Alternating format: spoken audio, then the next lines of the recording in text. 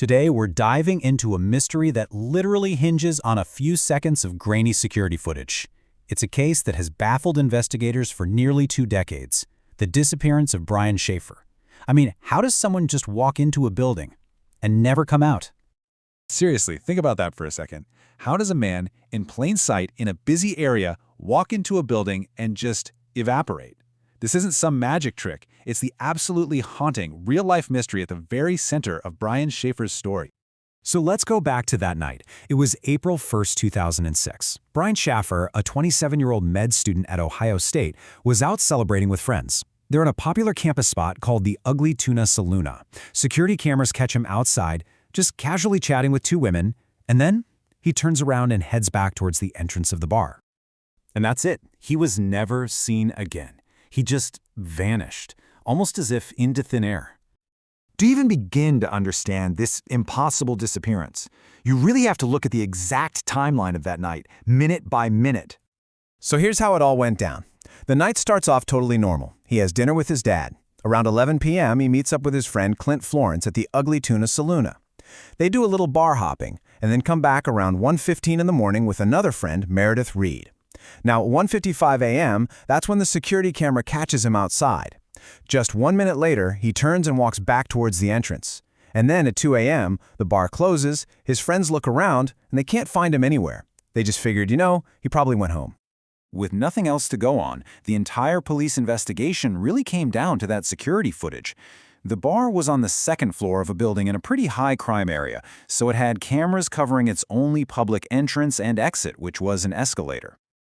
And this, right here, is the central paradox that makes this case so incredibly infamous. The footage clearly, undeniably shows Brian heading back into the bar, but there is absolutely no footage of him ever coming out. The lead investigator, Sergeant John Hurst, said his team took on this massive task of reviewing all the footage. And I mean, they painstakingly tracked every single person who went in and out of that bar that night. They accounted for all of them, except for Brian. To even grapple with why someone might disappear, you first have to understand who they were. So, who was Brian Shaffer? Well, Brian was described by pretty much everyone as funny, charismatic, a great guy on his way to becoming a doctor, but he was also dealing with a really profound loss.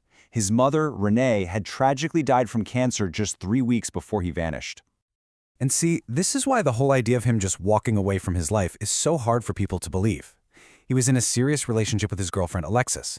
They were literally just days away from a spring break trip to Miami, where she and his family thought he was going to propose. His apartment, they found it in perfect order. These just aren't the actions of someone who's planning to abandon their entire life.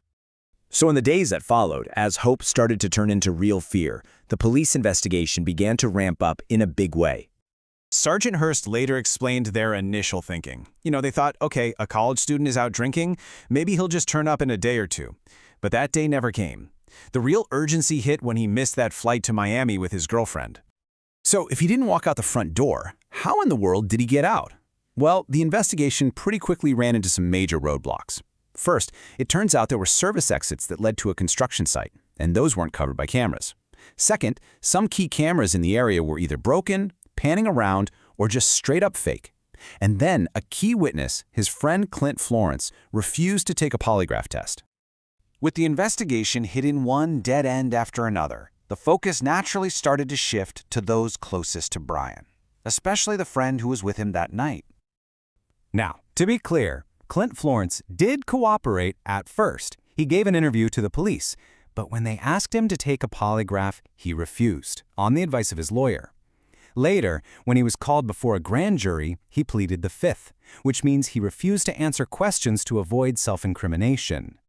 Then, his attorney released this pretty provocative statement, which basically shifted all the focus and the blame onto Brian himself. It suggested that he was alive and choosing to stay hidden. You can imagine this only deepened the suspicion and the mystery for Brian's heartbroken family. So with no body, no confession, and no real evidence, investigators and the public were left with nothing but theories. The first, and maybe the most hopeful theory, is that Brian simply chose to walk away. Perhaps the grief from his mother's death, combined with the intense pressure of medical school, was just all too much. But the evidence here is just so conflicted.